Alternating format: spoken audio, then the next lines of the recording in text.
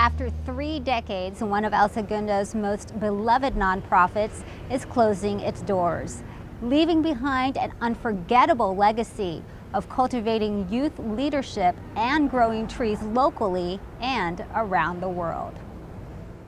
As the story would go, it all started with a tree. On May 9th, 1987, we planted Marcy the Marvelous Tree, a small, scrawny little sycamore. We dreamed of all of the good things she was going to do for the world. We realized that what we were doing, even though it was a small gesture for the earth, could make a huge difference. And we saw how that could unfold in the future. Church was among 13 Girl Scout brownies who planted Marcy out of concern for the environment. That one step towards change founded the Tree Musketeers, the world's first youth-led environmental organization. Its mission: to empower young people to become leaders and advocates in urban forestry and green living. Executive Director Gail Church recalls the spark of activism from the beginning. The first major accomplishment was permission to plant trees. It's not something that the city council or the city staff had ever entertained before. And so, there was a lot of lobbying, children coming to city council and asking for permission to plant trees. I spoke at City Council and told them what we wanted to do and asked for their support. The hole in the ozone layer is enlarging year by year, and if people don't do something about it, we will not be able to live on the surface of the earth. Early projects included spearheading a comprehensive recycling program. There was no place in El Segundo where you could recycle. So in 1990, we opened the city's first drop-off center. When it got up and running and was a success, the city took it over.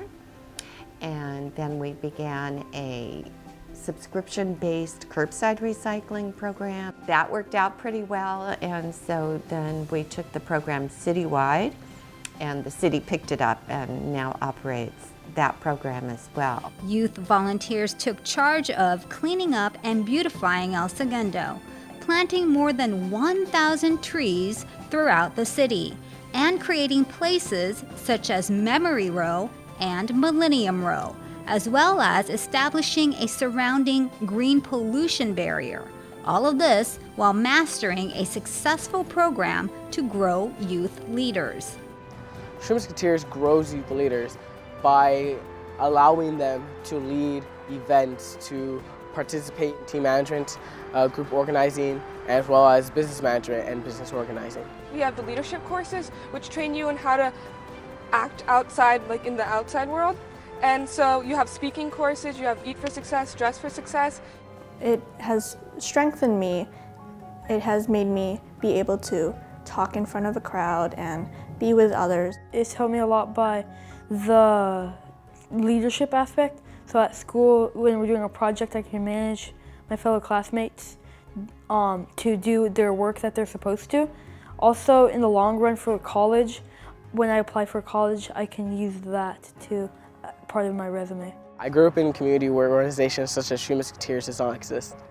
Where I grew up, there was no inspiration for kids or anyone to really be a leader in the community and change it. Everyone just wants to grow up and leave. It has given me business connections. It has given me my closest friends that no matter what, I will always be with them. They'll always be with me. All this training culminated in various projects, the biggest being the city's annual Arbor Day celebration, a time when the Musketeers mustered up the community to plant new trees and care for Marcy and all of her friends. We're expecting over 400 volunteers. I know it's crowded now. Imagine how crowded it will be a little later. Today, youth managers are doing a range of different things, from walking around throughout the median, making sure all the tree care teams are okay, as well as walking along Memory Row, assisting with any questions about tree planting. And as well, we helped set up the staging area and all the canopies and just put on the whole show. Such projects also allowed the Musketeers to express their passion for the environment and for the nonprofit. I was interested in Three Musketeers because I loved nature in the beginning. Just taking care of this environment today is one of my dreams. As a part of this organization, I get to educate people about the environment as well as actually do hands-on work by planting trees and caring for trees. The Musketeers' efforts soon put El Segundo on the map as a Tree City, USA. The nonprofit has also garnered numerous prestigious awards from national organizations and the White House. President Reagan was the first time we were at the White House, and that was a recognition of the children and their determination to make change in their community and their success for that. And we got the President's Volunteer Action Award from President Clinton, which was very competitive and unheard of to go to a group of children. And then George H.W. Bush recognized projects that were happening at the time. The organization has even branched out to inspire kids all around the world to take the lead in making their communities green. We have a program called the Partners for the Planet, and that people send in videos of them planting the trees in different communities. I had no idea that this was going to grow internationally. It was just something we were doing locally, but the word got out somehow and other kids wanted to be part of it, and then we started getting these national recognitions and traveling and speaking, and word got out even beyond the borders of our country. With all that has been done, there's no doubt that the decision to disband was a difficult one. The community support, financial support largely, has waned, and it's really not possible to continue to provide all the services that we do without more financial support. We never really quite fully rebounded after the Great Recession, and actually it's continued to decline in the way of donations. I just feel bad. I feel like I haven't done enough. It just scares me. Like sometimes I can't even sleep at night. It's just like, it's frustrating. I think they've done really good in the 30 years. It's been a long run for them, but it's still really sad.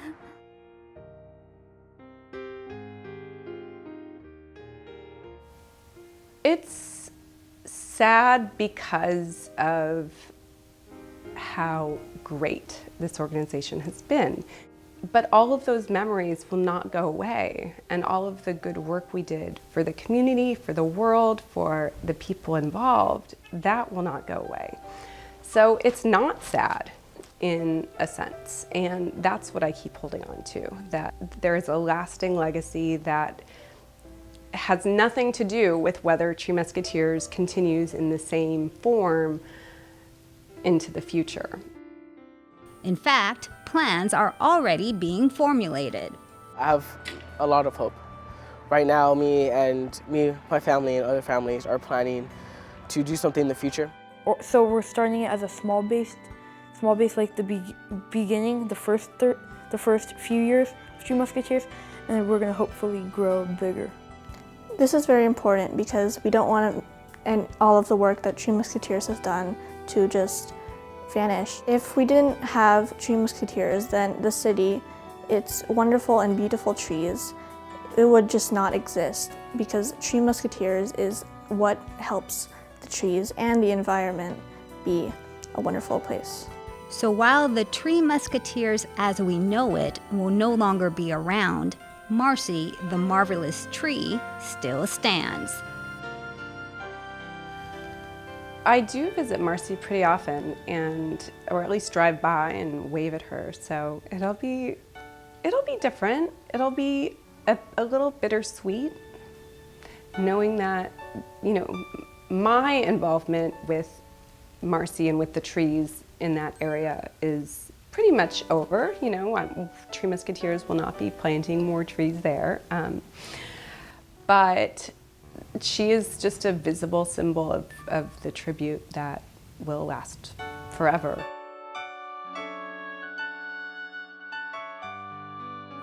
That is, if you just remember that it all started with a tree. For El Segundo TV, I'm Michelle Mizell Archer.